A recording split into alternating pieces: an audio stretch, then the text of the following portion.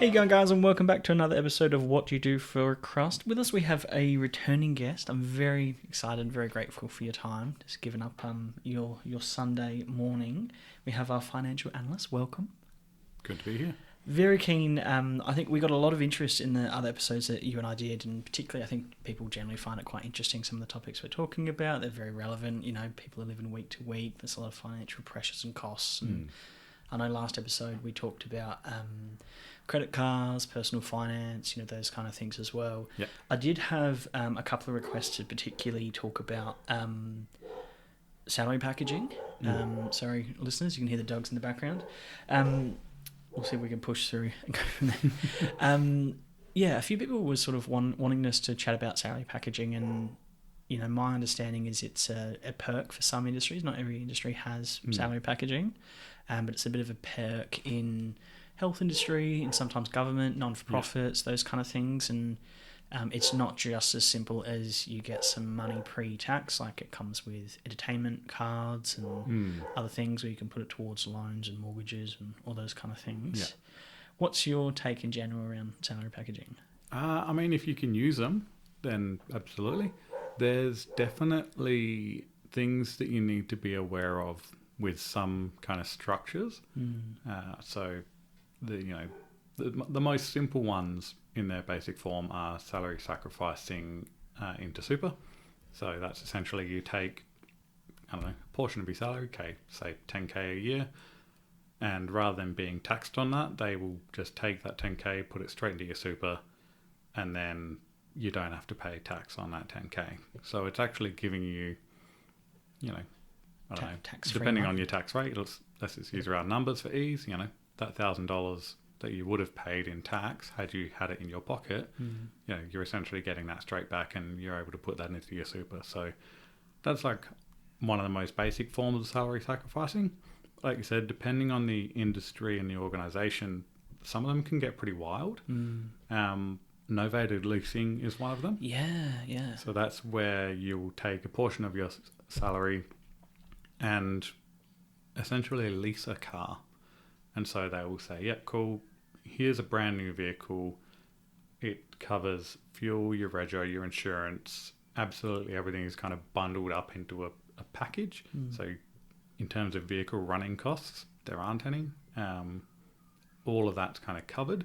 And they'll say it's, you know, call it $1,000 a fortnight or whatever the amount is. Those ones you kind of got to be mindful of because it is a lease.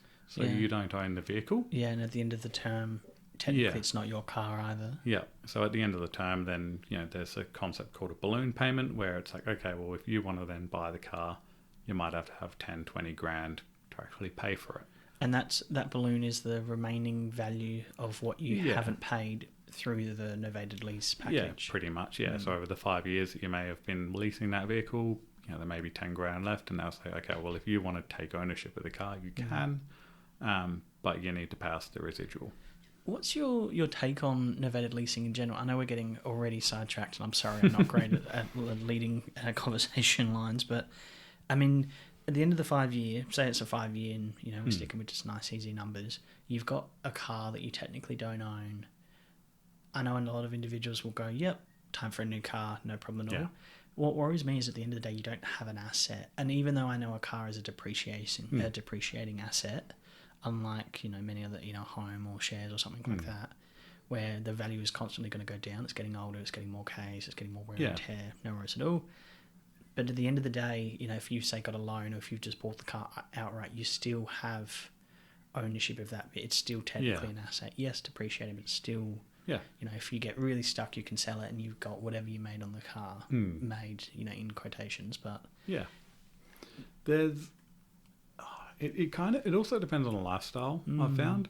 If you're the sort of person that wants to have a new car... every 5 years. You like know, the new things. always upgrading to that kind of thing. Yeah, new iPhone. And then, you know, that kind of lifestyle kind of suits them. The balloon payments don't apply if you give the car back and then just enter into another novated lease. So that's what a lot of people do is... they just continue that cycle and they go, well, I don't actually need to own the car because I'm, you know, the whole point of leasing it is if you've got control of the asset, you're using it day to day. It's kind of the same as owning it, right? Yeah. There's really no difference tangibly. So many people do just roll over the lease into a new one. The thing that can sting people is because it's an agreement with the employer to do that offer that particular service opportunity. I don't know what you phrase it as, pretty much. So if you change jobs, that can sting you because if your new employer doesn't offer novated leasing, then you essentially have to terminate your contract and go, okay, well, shit, now I need to either buy a car or buy this car outright or so that's where you kind of, before you enter into these things, you need to consider, you don't have to know if you're going to change jobs, but you need to consider, okay, am I willing to lock myself into this agreement knowing that that's a possibility? So for me personally, contract, for me personally, I've never entered into one because I don't, if let's say in 3 years time my boss leaves the organization, I get a new boss. If they're an absolute piece of shit, I don't want to have to consider you're stuck my there for a car. It's like I just want to be able to leave a job and go get a new one. And now it's like, oh shit, what does that mean for my car? How much am I going to have to pay out? Do I look for a job that offers novated leasing? Like, those kind of, like, I don't want to have to consider that. It gives you extra constraints in an already difficult situation. If you're the sort of person that, look, I'm comfy, I'm cushy, I've got this job, I'm happy with it, I got no plans to leave anytime soon. That's where those kind of things can work out. If you look at it from the positive, and I don't think, I tend to agree with you. I'm not a big fan of novated leases because I think at the end of the day, any concept that is pressuring you to spend more or to upgrade when you necessarily might not need to, I'm against. In that 5-year period, a 5-year-old car is still very new. It still has all the bells and whistles, all those kind of things. Yeah. On a depreciating asset, do you need the bee's knees, the best, the top of the range? I'm that kind of person, but I'm the same. And there's been a lot of studies around. You get a brand new car. Let's say it's worth 50K. If you drive it 1,000 kilometers, practically speaking, it's still brand new to a reasonable person. But it's now worth 40. Which is insane. Like the depreciation. Exactly. As soon as you drive it off the lot, I've never understood that. But anyway, that's my personal opinion. The positive, I guess, is that you can get a nice, reliable vehicle without having to have the upfront cost of having that $50,000 in your bank or get a $50,000 loan and pay interest on it. Yep. But then again, towards the end of the lease, you can then get stuck if you do want to pay that balloon payment and you don't have the 20 grand still owing or whatever it might be. Yeah, you are then stuck as well. And then it's just easy to get the new version and the new lease, and it's a bit of a slippery slope in my opinion. But each to their own. Well, and it is a complex offering for that reason. The sort of organisations that provide these, and we kind of spoke about this last time, where there's always going to be someone benefiting from these types of agreements, right? They're not doing this out of the goodness of their heart. They're making money on it. Yeah. And so, it's a business, exactly. Yeah. And, good on them for doing so. But the thing to be aware of is, okay, well, if they're making money from it, that means that I'm paying them a profit. And that's where you've got to consider, well, what am I actually paying them for? So the convenience of everything being bundled up, so that suits a lot of people because you don't have to worry about when you're next servicing. I need new tires. That's $1,000. Like all of that. Even the fuel costs. If fuel is expensive this week or it's cheap this week, you did extra Ks this week for a job trip or something like that. Yeah. So those kinds of considerations are essentially to go in and be like, cool, I pay $1,000 a week or whatever it is, and that's all captured into that bundled rate.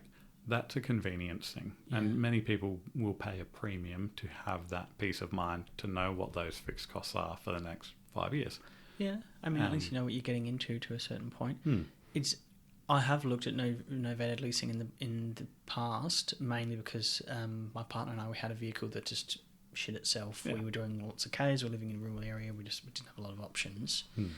The whole concept is terrifying. You basically get sent like a catalogue of cars you want to buy and then the weekly payments. Like, it looks so easy. It's scary. And you go, for $5 more you could get the Model Up or the 5. You know, for $15 more, you can get this nicer vehicle, and the creep is just so dangerous. Well, and that's the thing is, when we, that's a great example where $5 more you get this model car, but that's where you look in the T's and C's, and you go, okay, well the balloon payment at the end of the term is actually 20 grand more. Yeah. So then you're still paying for it, just not yet. The other consideration with those kind of things as well is, they're designed to be complex for that reason, because they can sell you simplicity. But if you then look into it and you go, okay, well, I can only drive, say, 10,000 kilometers a year before I then have to start paying penalties on this and this and this, because you're hiring a car, right? They're going to put restrictions on what you can and can't do with that car to protect their asset. Yeah. Because they've made an assumption around how much that car is going to be worth at year 1, 2, 3, 4, and they need to be able to sell it on in the event that you terminate the agreement or choose not to buy the car. So if they can't sell that car on at the price that they had expected, because you've been doing rallies and or some shit, then that's where they're going to come back to you and say, you've broken the terms of the agreement, we're going to punish you for that. So they do, on one hand, they will sell you simplicity, and they say it's this amount per year, but also you need to be mindful of the catches that they don't tell you about. It's all in the contract, but how many people will read those contracts? No one reads that cover to cover. No one reads the T's and C's. And it's important that for stuff like that, you absolutely should. Yeah. Because like I said, these guys aren't doing it out of the goodness of their heart.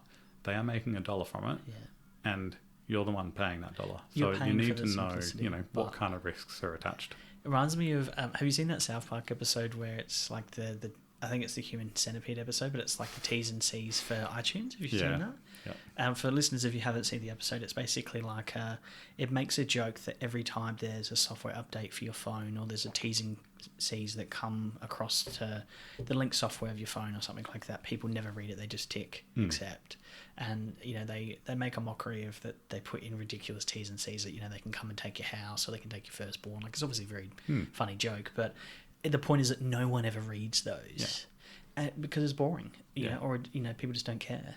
And that's the thing is, for things like Spotify or iTunes and stuff like that, it's fairly low risk, right? They're mining your data. Yeah. Well, but it's on one hand, it's kind of like, well, they have no ability to take my house if I miss a repayment kind of thing, and there would be uproar if because there are people that do read them, and they're very active in these communities and internet forums, and you can guarantee it would hit the media pretty hard, and everyone would just cancel.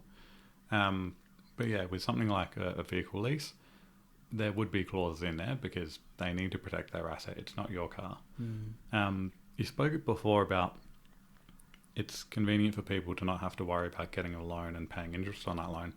Novated leasing does have an interest component. It's still, I think that's what scares people. It's still incorporated. Well, that's what people don't realise is that there is still incorporated interest rates or price rises based on, okay, it's a 5-year contract. It's still a 5-year lease. It's still a 5-year loan. 100%. You just, at the end of the day, you don't get the car at the end. You don't get the car at the end. So it's, for me, it seems like a loss, but I understand the intention around it. If you don't have that kind of money, maybe you don't have a credit score, this is a perk that's meant to come with your workplace so that you can have a nice, reliable vehicle, which is important for people that have got long distances to travel and all that kind of stuff. But it's I'm not a big fan of it, to be fair. Circling back to salary packaging, I always explained it. I had someone ask me about this last weekend, and I always explain it as, and we're going to stick with nice round numbers. Say you earn $100,000, or say you earn 100, and I think whatever the price, the interest rate cap, the tax cap for that, I think it's 118 where you go into the next tax bracket. I might be wrong with those figures, but I always try and explain it that it can have really good tax benefits if salary packaging then takes you down to the next lower bracket, because overall you're paying tax or less tax. Say if you're at bracket 4 and you salary package and that puts you to then bracket 3. Technically speaking, you're paying less tax on the money that you've earned throughout your annual salary, whether it's part-time, full-time, casual, whatnot. But I mean, tax isn't a bad thing if you generally consider what tax is.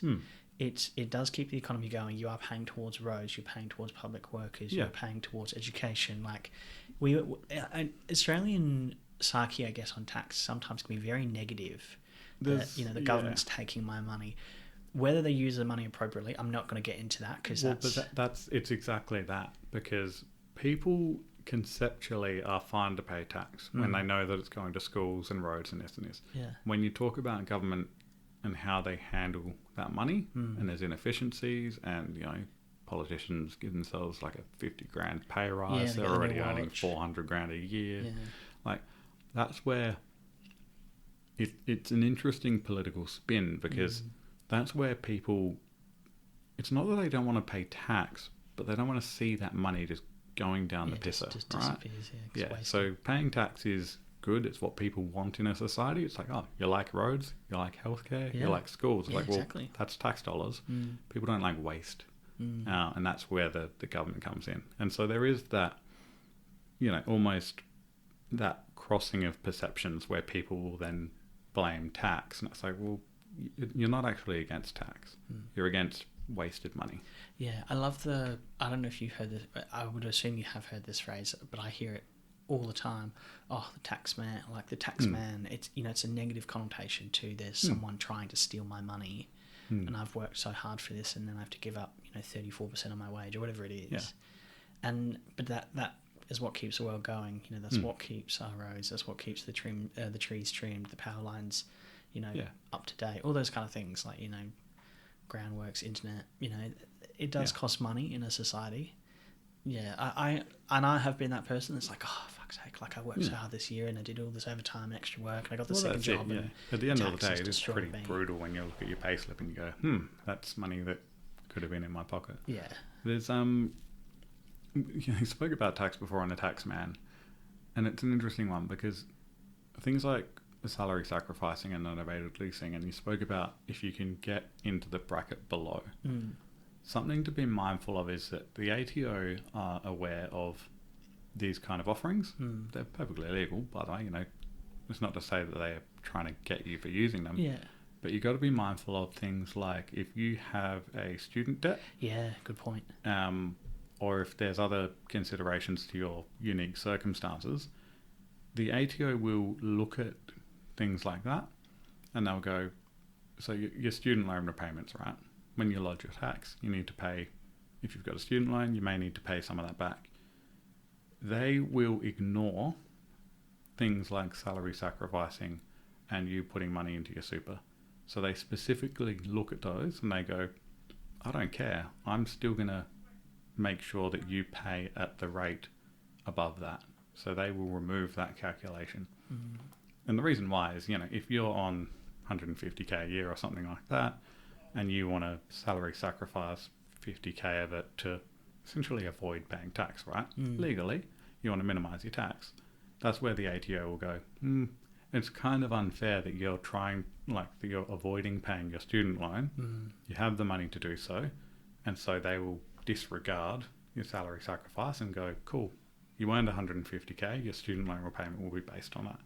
So those salary sacrifice, novated leasing, all those kind of offerings, it generally only affects your base tax. Student loan repayments, Medicare levy surcharge, those kind of things, the ATO will ignore whatever salary sacrifice agreement you've got in place for that reason. It's a great point because, obviously a lot of individuals do have, HECS debt or a student loan, and I think as soon as it went up, but as soon as you were earning like 20,000 or 22,000, it used to be 18. I'm not sure if it's changed since. That you need to start paying back that and I know a lot of people get quite testy around those kind of things because they can go up, and particularly in America, it can get really dicey when it comes to student loans. In the US, it's another world with student loans. Definitely crazy. I think particularly if we're sticking with salary packaging as well, there is like entertainment cards and vouchers and such, which is basically, from my understanding, is very similar. Instead of it going towards a car loan, a mortgage, super contributions, it basically goes to a meal and entertainment card, which gives you another little pocket of salary packaging that you can use towards, meals out, weekends away, those kind of things. And it's my understanding is it's meant to support economy growth and tourism and all those kind of things. So it sounds pretty similar. Yeah, I mean, it's more or less the same. They will take a portion of your salary there's usually like a holding period, for example. Mm. So let's say salary sacrifice $1,000, they'll take that, they'll hold onto it for 2 weeks, and that's where they make the money from you. By the way, Yeah. they're investing that, they're buying They're getting shares, interest they're on it. shorting markets, whatever they need to do to make money, and then at the end of that 2 week holding period or something, like that, they will then, deposit it into a certain, almost like a debit card, like a bank card that is solely for restaurants, cafes, bars, that kind of thing. And so that $1,000 you essentially didn't pay tax on. You are limited in then what you spend it on. So those cards, they do look up like a merchant register or something like that. So if you tried to buy fuel with it, it would decline even if there's money on there. But they're quite handy for that. I think that's a common one in government and healthcare and stuff. Yeah. I always love that these are they're meant to be associated industry perks is how they're labelled, but they don't always come with the fantastic, like it's not the bee's knees, it's not the best thing that's absolutely been offered. Like if you ask me, hey, do you want to do salary packaging or do you want an extra 20 grand in your annual salary? Yeah, I'd take 20 grand. Yeah. So it's an interesting concept. Another question, someone asked us this in one of the comments on your previous episode, and I don't know if we mentioned it or not, but it was just a very random question, which I thought it's actually a really good one for yourself because I think you might have a bit of a personal interest in this, and I know I do. Someone asked us to explain what lifestyle creep is. Ah, yes, yeah. And I think it's quite an interesting one because we do live in a societal avenue where people want for nothing, and we do have loans, and it's capitalism, right? Yeah. By its very nature, lifestyle creep is a kind of like a form of capitalism. So the concept is if I earn 50 grand, and let's say after tax I take home 40 grand of that, the amount of money that I'm going to be paying on rent, food, and electricity, the bare basics, is going to probably take up that 40 grand. I'm not going to have anything left. So, if my mate asks me to go out to a cafe or something like that, I might get a coffee, but I'm not going to get a cake with it. Yeah. Go to the supermarket, I'm going to really be looking at, what's on special. I'm going to be buying the cheaper versions of things. Beans and rice and beans, tuna noodles. Mate, you don't bag the bean, rice and tuna. Yeah, I still do it. Yeah, nothing wrong with that. Yeah. Good food. But so that concept is essentially you're funding your basic needs.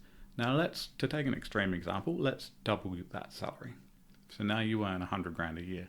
You're going to be paying more tax. So let's say you're taking home, 70-ish of it.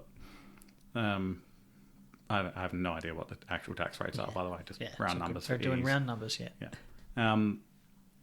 The 40k that you are using to pay your rent, electricity, that essentially that whole block before, you've now got 30k of extra income, right?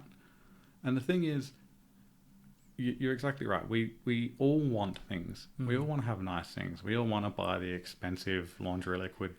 We all want, when we go out to a cafe, we want to have the cake with it because it's nice, right? And that's what life is about. It's enjoying those little things. If you have that additional 30k, you will spend it because you will find ways, you'll find things to essentially spend it. So, I'm going to buy the expensive laundry liquid now. I'm going to go out to the cafe and I'm going to get the cake as well. And so, very quickly, while your lifestyle may not have changed materially, well, a good example might be, okay, I'm going to move out of this 2-bedroom flat into a 3-bedroom house. And so you're paying more rent. And so what actually happens is, you've doubled your income, you've got an extra 30k in take-home pay, but you still don't have, you still get to the end of the week and you still don't have any money in your bank account. So that's what lifestyle creep is it's very easy to spend the extra money rather than putting it away because, why wouldn't you? It's enjoyable, right? Yeah. That's not to say that you shouldn't go and do those things. Yeah. Enjoy the lifestyle that your income will provide you. But when you get a pay rise, for example, or if you're downsizing properties, or if you're able to essentially lower your income. Sorry, not lower your income. Lower your spending. Yeah, lower your spending. Don't just find be very mindful that you don't want to just find other areas where you spend that money. So you want to mindfully reduce your expenditure, or if you get a pay rise, you want to mindfully not increase your expenditure to the same degree. So put that extra money away into your mortgage offset, into your super, even just a savings account. Yeah. One of the things that I know a lot of people do, myself one of them, my brother is another one. If you get a pay rise and it's an extra $100 a week take home, they will, for example, me, I will then put that money straight into my offset. I don't consider the fact that I've got a pay rise. I don't look at it. That $100 doesn't touch my bank card. Same situation or same living situation as you had previously. Yep. I will very mindfully not increase my quote unquote take home pay. Ostensibly, I keep my income the same. Same thing with mortgage repayments. So, I mean, not great to talk about at the moment, but let's say the RBA lowers rates and your interest repayments on your loan go down. Yeah. Keep your repayments the same. Yeah. It's like, well, you're paying, if you're financially struggling, absolutely that money will be helpful for you. But if you're getting by okay on those repayments, keep them the same. And that's just, 2-5 years off your mortgage for, maybe not that many, but... Even if it's 6 months, doesn't matter. It's still better than... Exactly. And your situation hasn't technically changed. You're still making the exact same payments that you were. It's the same number. Exactly. It just eases the burden a bit, or it just eases the pressure a bit, or... Because we always... tell ourselves... It means you've got that amount up your sleeve if you do need it. Yeah. So, let's say my partner loses their job, and all of a sudden that extra $100 from my pay rise, car breaks down. I can actually now, I know that I've got that there. I've got a lever I can pull, and I can say, actually, I'm not going to put that into the mortgage offset each pay now. I actually need that money in actual cash because, my car breaks down or my partner's lost their job or something like that. So I mean, life happens, and just shit happens that we can't foresee, and it's always nice to have a bit of a buffer. Yeah. But I agree. I think that's a really good example, a really, really relevant example where your mortgage has gone down slightly. Your situation hasn't changed. Why not? Or if you've had maybe you've had like a yearly pay rise and it's gone up 50. Your hourly rate's gone up 50 cents. In the scheme of things, it's not a whole lot of difference, but you will I'll get 2 coffees a day instead of 1, or I won't make a coffee at home. I'm going to get one on Macca's in the drive-thru on the way there. And I know it sounds... There's so many finance books now, and some of them say, get the avo and toast because, your mental health is just as important as your financial health. And everyone has different, horses and courses and different strokes for different folks. And that's the thing. There's going to be a middle ground to both extremes, right? Yeah. So that $100 pay rise, that's not to say that you don't bank some of it. So you may decide, okay, I'm going to put $50 into the mortgage, and this 50, it is for me. I am going to live a better lifestyle. But the lifestyle creep, what we try to avoid is just spending the same, or spending an amount more that is equivalent to the change in your lifestyle. You want to be very mindful to say, okay, well, I'm going to put away a portion of that or all of that, or again, it's going to be unique to the individual. But I hope that answers the question. I think it does. I think it really does. It shows a really good applicable example as well, like whether it's coffee, whether it's cake, whether it's the mortgage. I get we want nice things, but sometimes there's a difference between a want and a need as well, which I think is there needs to be a real clear delineation there, or a real clear separation to say, okay, I want the new car. I don't need the new car. Yeah. I want the nicer hair products. I don't need the nicer hair products. I've never been a uni student, and sorry, I'm just laughing because both of us don't have hair. It's irrelevant. No, I think about when I was a uni student, and we would do like noodles, ramen, tins of tuna.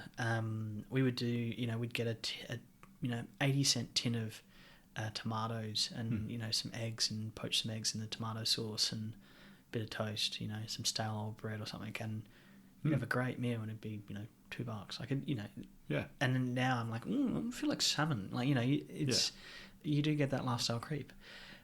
I want to acknowledge, obviously, you and I are just having a chat. This isn't, financial advice. This isn't us. This is just literally our opinion, having a discussion.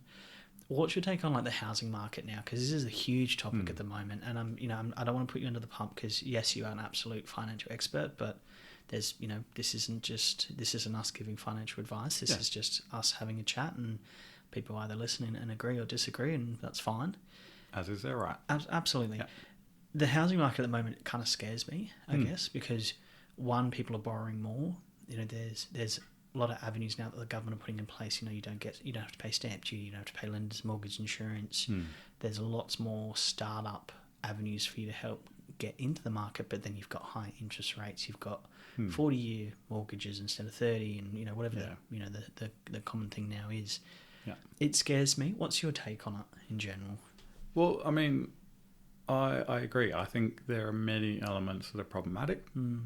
The reason why the government are offering those kind of things is to gloss over the issue that's actually there, right? The housing market is very political because we have an aging population, many of which have multiple houses. Yeah. And no government wants to address the systemic cause of why houses are so expensive because it's going to piss off a lot of people. Very fair. And also self-interest. Most of these politicians earn upwards of 250 grand a year. They've all got investment properties. None of them are going to want to see that supply and demand current balance is the wrong word, it's not balanced at all, but no one's going to want to, they don't want to see that supply and demand balance shifting because it will mean that their house prices either go down or stop increasing at the rate that we have seen. Yeah. And I think particularly, I just want to say and whether you agree or disagree, for, say as an example, baby boomers who tend to be well financially off and do have multiple investment properties, that's absolutely their right and very fair. They've all worked very hard, and I think that was a really good opportunity at the time within their industry, within their generational segment. Not judging baby boomers by any means, but obviously it does make it very difficult for then younger individuals to get in to the market. A standard home 30 years ago to buy was 30,000, 40,000. Yeah, as a proportion of your income, it was Yeah, and I don't know the stats off the top of my head, but it was a reasonable amount of your income. Yeah. Whereas now it's just a stupid amount of your income is required. Obviously, the wages haven't kept up with inflation and the rising cost of living. But and there's always going to be two sides to the coin. I know some individuals will go, well, stop getting the avo and toast, stop getting the coffees in the morning, stop getting your $9, oat latte with the double shot of caramel and getting that 3 times a week, twice a day. And, I'm not acknowledging or taking anything away from any generations had to work very hard to get to where they are. Well, yeah, yes and no. So you're right to acknowledge, the fundamental fact is that people will always act in their own self-interest, right? Which is human nature. There's nothing wrong with that. If you have a $500,000 house, you don't want to see that drop to be worth $400,000, right? Now, baby boomers do have a lot of wealth and a lot of equity, disproportionate to the rest of Australian generations. I think it's something like 40% of just their generation compared to the other 6 active generations. Now, to be clear, that is inequitable. I think a situation does have to change, and I think it's the role of the government to actually address that inequity and deal with it. It's not to say that the boomers are at fault, right? Because at the end of the day, they saw property, they invested in property. It was very lucrative, and so they kept investing in property because they're addressing their own needs. Exactly. Now, it made sense. Again, needs is the wrong word. They don't need that. But they're looking after themselves, their families, and, if they have a chance to make wealth, the same as any other individual, they're going to want to do exactly that. Right. You can't argue that this generation, if they had the same opportunity, or any generation had the same opportunity, they would absolutely do the same thing in self-interest. Like, it's not a fair... Well, it's human nature. Now, this is where it does get political, because the government, there have been multiple academic studies to essentially point at the cause of the housing market and why it is stupidly expensive in Australia to buy a house. going back to basic economics, supply and demand, right? If you have supply and demand in equilibrium, then the price for a product will be reasonable. If there's heaps more supply, the price will go down because people want to sell it, but well, I'll just go to my neighbor who offers it cheaper. Yeah. If there's a stupid amount more demand, well, that's exactly what happens, and that's where we don't have enough houses for people to buy, and the people who are selling them know that they have a lucrative product. And so they will say, okay, well, I know there's a $500,000 house, but I don't see any other ones in the suburb available. Yeah. You're going to pay $700,000 for it. Yeah. Now, that's not them making market. it. Yeah, that's not them making that decision. That's essentially the market kind of dictates that price. So this is where it gets political, because that supply and demand mix was out of whack as soon as there was a 50% capital gains tax discount on assets that you hold for more than 12 months. So for those who may not be familiar with this, to use a simple example, if I buy a share for $100 and in 5 years' time I sell it for $200. Sorry, my neighbours, it sounds like my neighbours cutting something Hitting up. a post, yeah.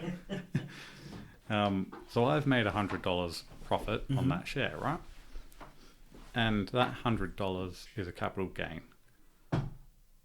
When I sell that share, I need to pay tax on that $100. What the capital gains tax discount is because I've held that asset for more than 12 months, I don't need to pay tax on the full 100. I only need to pay tax on 50% of it. So instead of paying tax on that $100 gain, I'm now paying tax on that $50 gain. For shares and stuff like that, for jewellery or investments that you make, that's usually okay. For houses, which are a basic human right, that's where it gets really contentious. Because all of a sudden, I can make $1 million profit on a house, and I don't actually need to pay tax on that $1 million. I only need to pay tax on 50% of it, as long as I've held it for that 12 months. Which you could, 12 months is nothing in the scheme of things. Yeah, whether you especially rent it not out for housing. Yeah, absolutely. Being longevity of that investment.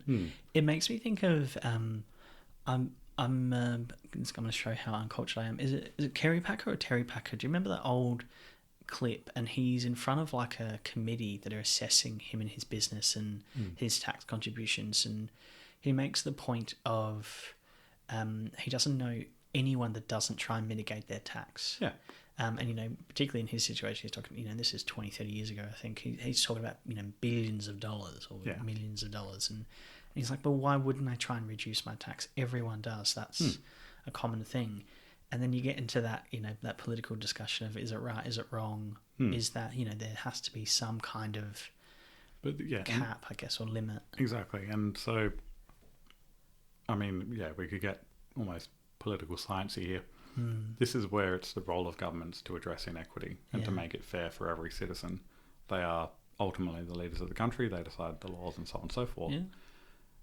It's not to say that people have no say in that. This is where people will vote for parties that serve their interests. So if you've got a party that says, I'm not going to attempt to address the housing market, and we've seen it, this is where Liberal Party, for many reasons, but the last election they tanked really hard. No young person voted for them. It's a huge topic at the moment. Yeah, exactly. To not address it is a real cock-up, I believe. And in terms of Labor and Liberal at the moment, they're really struggling to get the young vote. Generally, younger people are voting for Greens or Independents or more kind of minority parties that are willing to challenge that status quo. Because, again, this is where individuals are acting in their self-interest, and they are saying, I don't want this government to, lead or create laws that are doing this because it is detrimental to me. Young people can't buy a house right now because of the laws that the government, whichever government is in power, has not currently changed. So that 50% capital gains tax discount is one of the main ones that has really put that supply and demand mix out of whack, because it is now very lucrative to make a lot of money on property, knowing that your tax that you need to pay on it is essentially going to be halved. And so that's where it gets problematic, because it's the demand for investment properties and Airbnbs and like short-term stays are huge for that reason. Negative gearing is another one. I was gonna. You literally just read my mind. My God, I was gonna ask you if you could explain to us what positive and negative gearing is. So it is a bit tricky to understand and to explain. Yeah, and there's been a lot of academic debate on whether negative gearing would actually help, or the removal of negative gearing would help or hinder this. But negative gearing is essentially the concept of, if I buy an investment property and I put a renter in it, after my mortgage repayments, because I've borrowed that amount, I still have to pay off the house, right? Let's say my mortgage repayments are $1,000 a week. If I'm only making $800 a week on that property, then I've actually incurring a loss of $200. You've got to contribute every week $200 to the weekly. Yeah, mortgage. Essentially that's me losing $200 a week. Now, where it gets contentious is at tax time, I can claim a deduction on my tax for that $200 a week. That is, look, I'm no expert on this by any means, but there are people who will intentionally go out, purchase multiple investment properties, and intentionally run a loss-making business so that they can then use that deduction, that essentially negative gearing loss, to offset, maybe their $500,000 income, or to use extremes. But they may have a massive income that pays a lot of tax, and that's where they'll go, okay, well, I'm going to buy all these investment properties to make losses on, and use that to offset my income tax from my tax job. Time they get it all back because they've negatively geared it on the. But again, that's one of those contentious ones where, if you own a single investment property, right, and you're making a loss on it, maybe not so harmful. But if you own 10 investment properties and you're making a loss on it, that's where you go, okay, well, you're choosing to do that. That's not, that you've made poor financial decisions and it's shafted to that. You're intentionally going out and doing this as a tax minimization strategy to offset other taxes that you're paying. Now, again, people will act in their self-interest, right? Why wouldn't you do that? If you have the ability to do that, that's more money in their pocket. Exactly Good on them for doing it.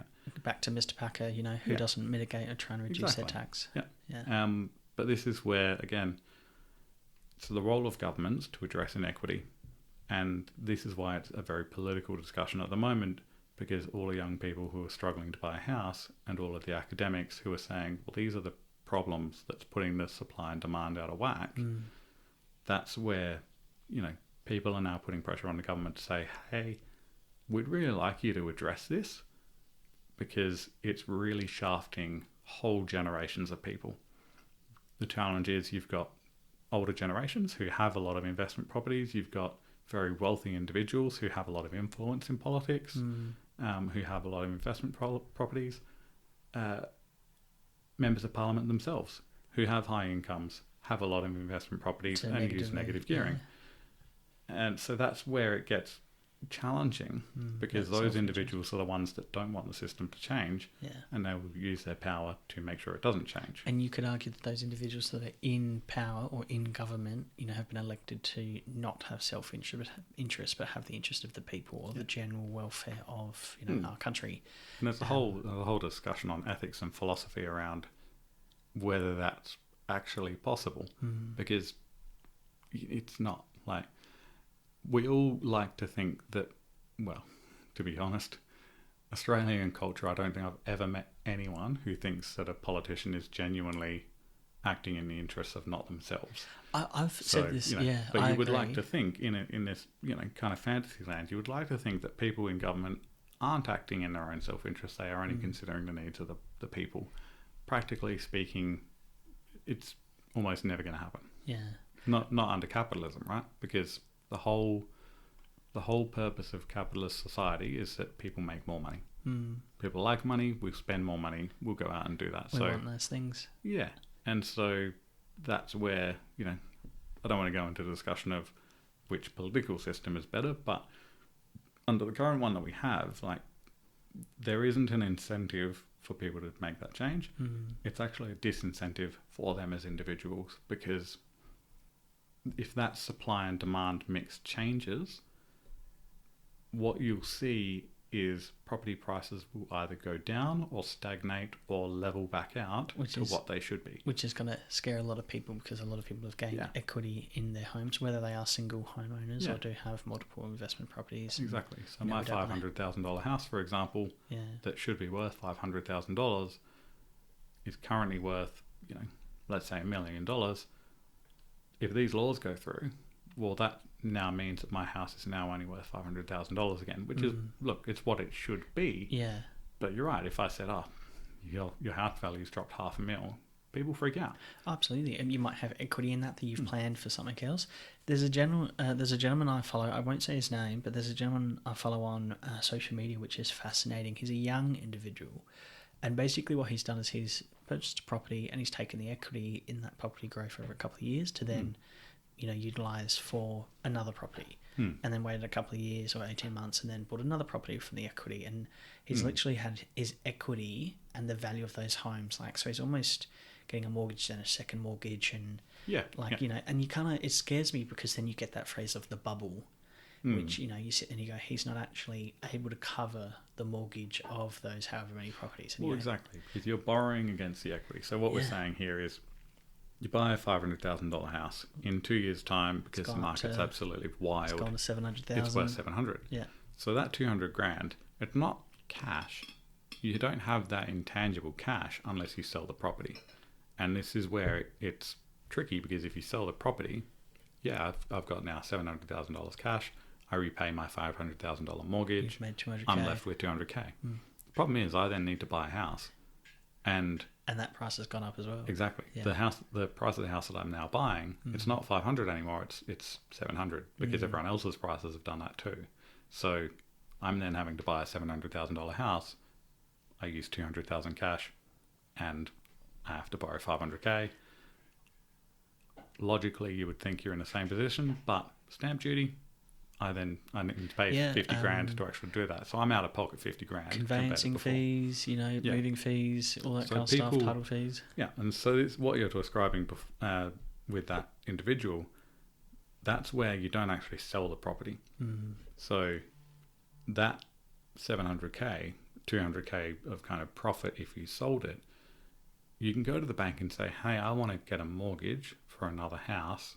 I've got 200K sitting here in equity that I'm going to essentially put as collateral.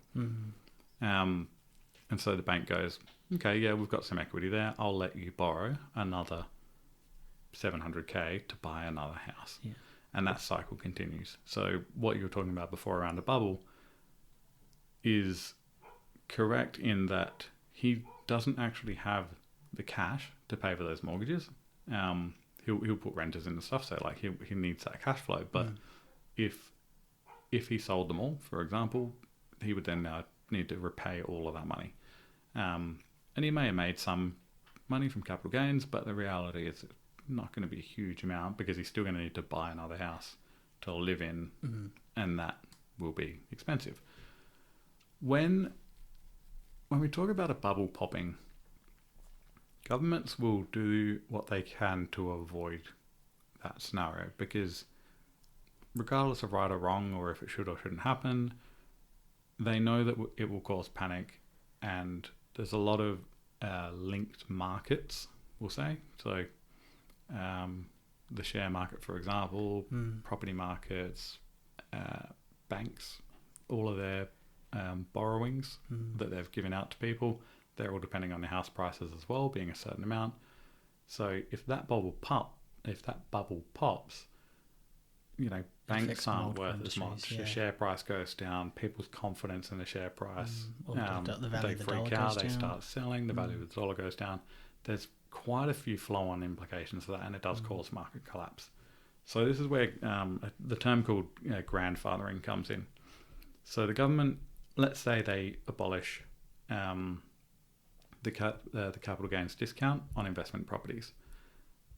What they will try to do is soften the blow by they'll say, only on investment properties 2 or more. So you can still have an investment property, you still get that capital gains tax, but you can't have 60 of them. That's taking the piss. Or, you can't have 5, for example, because, you don't actually need that many investment properties. You still want your mums and dads to go and have their holiday house that has a renter in it for 9 months, and then, you still want to encourage that lifestyle, but you don't want people to get greedy with it and use it as a tax minimization strategy. So that's one way that they would seek to do it, is by making it for a subset of individuals. Another way is essentially called grandfathering, and they'll say, okay, well, if you bought a house between, this period and this period. Yeah, this period and this period, this change won't apply to you. So, if you buy a house next year, well, then it will apply to you because you've made a decision on the basis of the laws at the time. Yeah.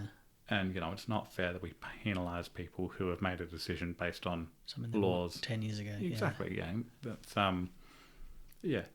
the challenge with that, and it's called grandfathering for a reason, because it takes the lifetime of a grandfather to actually make a difference. So all of these people that have bought all these properties and are holding them, they're still going to get the benefit of it forever because of that grandfathering clause that says, well, you've made a choice based on those laws at the time. We're not going to punish you for them. So, what that means is there won't be a bubble pop. The bubble will just grow slower. So as those individuals, sell their assets or die, that's where there's a transfer of property to their children or something like that. Yeah. And that's considered a, I'm not sure on this one. So, but essentially that's where there is a transfer of property. And so that grandfathering clause no longer applies to the new individual who owns that house. It's interesting because then there's something, you look at the changes that they make in inheritance tax and those kind of things. And, if I can understand why people get very negative around this, because it feels like no matter what occurs, the average person's getting shafted, which isn't always the case. But in order for things to, no, we're not talking a bailout, but in order for things to survive. Well, it has to be sustainable, right? People have to take a bit of a hit. Things need to change because you've got whole generations of people that can't buy houses. Yeah. But yeah, it's exactly right. Intergenerational wealth is a massive issue as well, where you've got very wealthy individuals who have, teams of accountants, teams of lawyers who will structure their estate in such a way that they can handle all this down to the children. And then those children are now extremely wealthy. And the thing about wealth is the more you have of it, the more wealth you make from it. And so, there's stats around Elon Musk, for example, that during COVID, his wealth went up by, X billion dollars. And he makes money. Yeah. And that's the sort of thing where it's like, okay, but you don't need more money. So, it's exactly the same here in Australia, where if you have a lot of properties, you've got a lot of wealth, you've got a lot of superannuation, for example, and that gets handed down to the next individual after you die, that person will make a lot of money from that money. Yeah. And so then they will die and they'll hand on their even bigger portfolio to the next child. It just keeps growing and growing, kind of like a snowball effect. The super contribution's an interesting one for me because I know that a lot of younger generations may have a bit of resentment towards, say, baby boomers because they had, it was a very affluent opportunity for them to get multiple investment properties and such. Yeah. But I always got to remind people, so we're talking about a generation that didn't have intentional super contributions. For a lot of their time, they weren't forced to make contributions to their super or even have a super. So some of them don't have that kind of financial support for when they get to retirement. So they do need the housing or investment portfolio or share portfolio that they've built over those years, hopefully, to then be self-sufficient in their, in their senior years. But then some people then kind of argue and go, well, like they've had other opportunities. We haven't had that opportunity because we've been forced to make super contributions, and then super comes with its own restrictions. You can only access it at a particular time and all those kind of things. Is super, without me getting too philosophical, is super a sort of a form of grandfathering to a certain point, because it's holding a certain section of wealth, it's developing safety, financial safety and security for individuals, and you're limited, like, not recently, I mean, in COVID times, people were able to, take certain sections out of their super to buy a TV, which, personally I think is fucking idiotic. But, some individuals can now use, their super contributions or their super balance to support a deposit on their home and all those kind of things. And again, whether you agree or disagree with that, but I think it's really quite fascinating is that I always remind people, we're dealing with a generation that didn't always have super or don't have super or have a very low super in comparison to younger generations that, you don't get the choice. You are going to have multiple hundreds of thousands of dollars there ready because, then you don't have to sit on the pension, all those kind of things, or you don't have to rely on it as much. Or we know individuals are living for longer with more chronic illness or comorbidities or, that lifespan, with healthcare concerns or health concerns is longer. It gets to a bit of a political discussion, really, doesn't it? Like, we're a bit of an argumentative discussion to say, well, who's better off? And, I think we're all fucked. We've been too negative. I mean, yeah, and I spoke before, it's important not to blame a class of people, like boomers, for decisions that they've made because they were acting in their interests at the time. Exactly. They couldn't have foreseen that this would have this impact. And there's many boomers out there now who are very strongly advocating for change because they can see their children and their grandchildren who are being fucked by these. Yeah, you've still got the individuals that, mid-30s or early 30s living at home. And, it's important to consider as well that the average old person doesn't have a lot of money. Yeah. Like, when we talk about the housing crisis and all of that, it's caused by... I'm probably going to shoot myself in the foot by saying this. It's caused by greedy people, right? People who have more properties than they need, more investments than they need, and just don't want to get rid of them. Well, I mean, there's that argument that, greed is the rule of all. What is it? Greed is or money is the ultimate evil, or greed is the ultimate evil, because, we're instinctually, we can come back to that self-interest. We all have self-interest. We want more things. We want nicer things. We want security. Yeah, exactly. And then once you get security, you want more of it, or you want... Okay, well, now I'm going to get the lifestyle creep and get the new car. Like, it all intertwines. Yeah, I don't want to sell my tail investment properties because it makes me all this money. And it's like, but maybe you should because, But anyway, I think that's why it's the role of the government, because these people aren't going to make that decision themselves to start benefiting other people. This is where the government should be coming in and saying, actually, we're going to make it... This is a statement that will never happen, and nor am I suggesting it should be, just for argument's sake, we're going to make it illegal for people to hold more than 5 investment properties.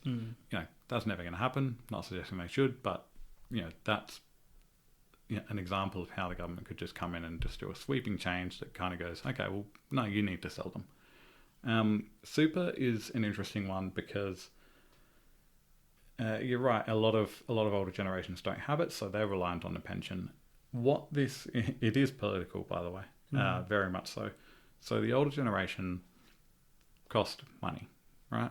They're going to have more healthcare needs. Yeah, absolutely. They're going to have subsidised care homes and all sorts of stuff like that. Medication, personal care, transport support, all those kind of things. Exactly. Yeah. And that comes from tax dollars. And this is where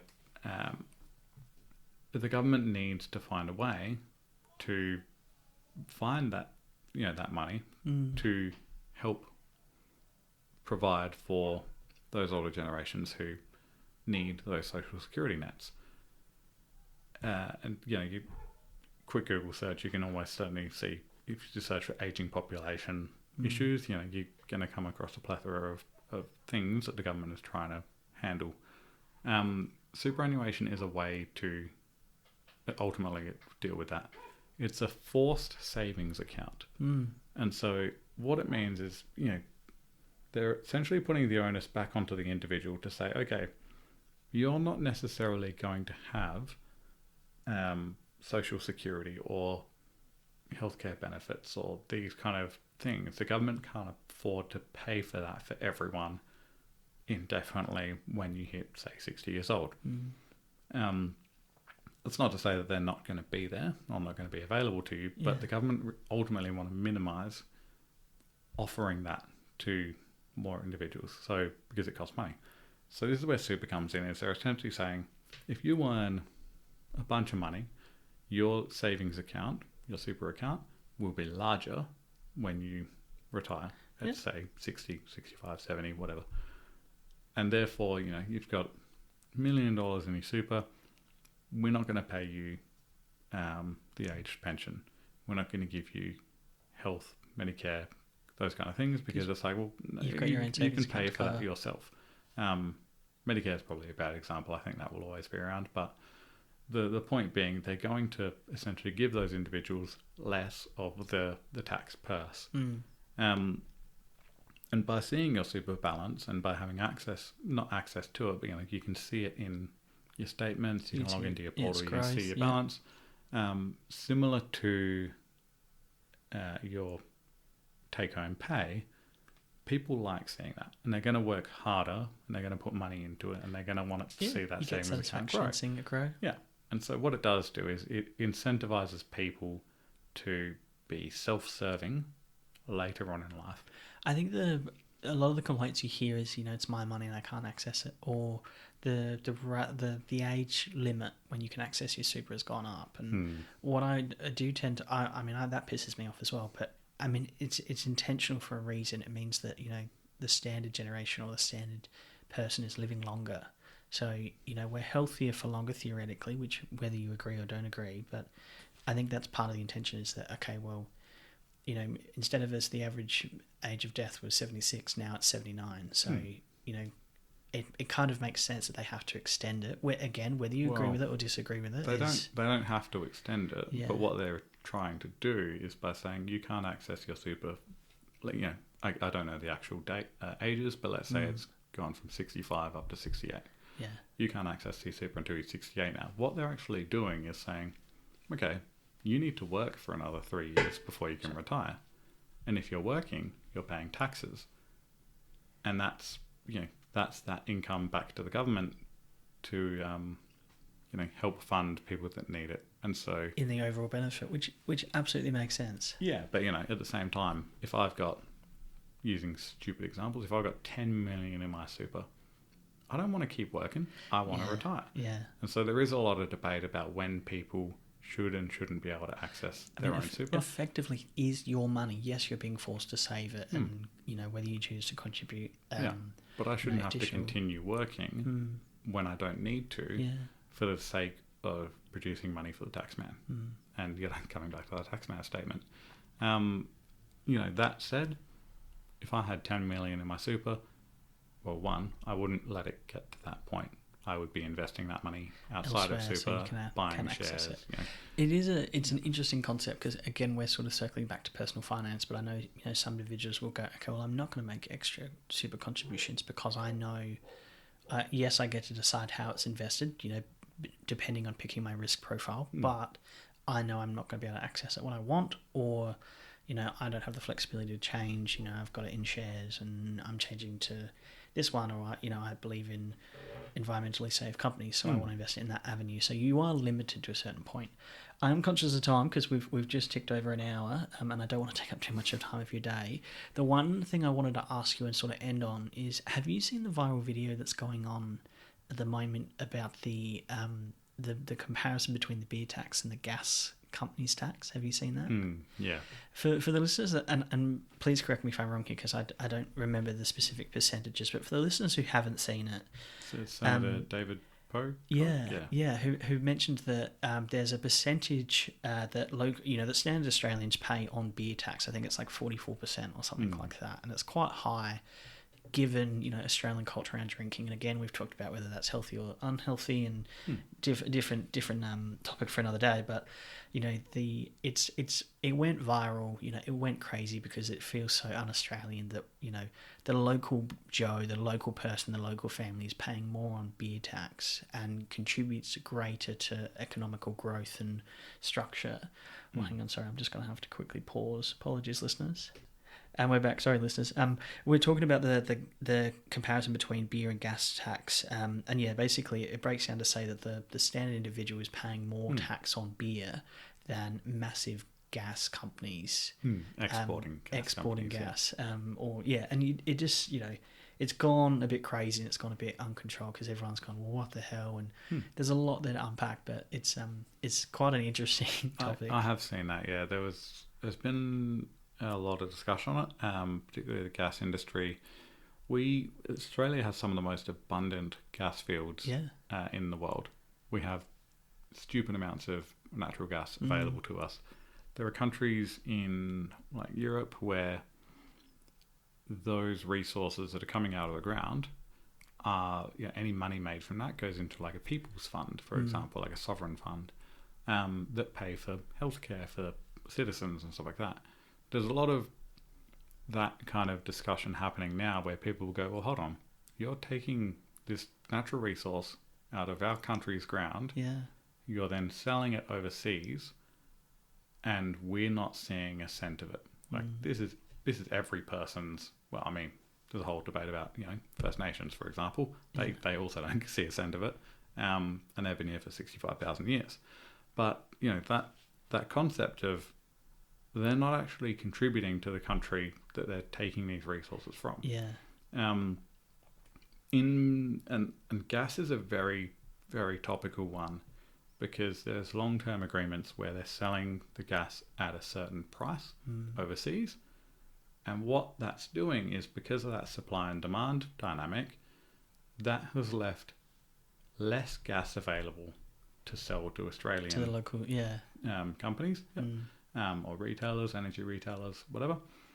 And because there is less available to sell to... We're paying it at a higher price. We're paying a premium. Yeah, which is, it's bizarre when you think about it. Yeah, and so it's definitely a topical one at the moment because, Australians pay more for gas, more for Australian gas... For our own resource. ...than overseas countries are paying for Australian gas. And you're right, in terms of tax, there are some very... very interesting tax structures that are put in place by multinational companies so that they can sell this gas on and make a profit and benefit from it. Yeah, and pay little tax. There's also, I think it was on Q&A, there was discussions around, people go, oh, it's a huge industry. It really supports Australia a lot. And one of the commentators kind of went, does it though? It employs very few people, pays very little tax, and is ultimately selling Australian resources for pennies on the dollar. And making it more expensive due to the scarcity of resource. So, that's kind of an interesting take on it, where there are now discussions to say, well, is it actually contributing to the Australian economy?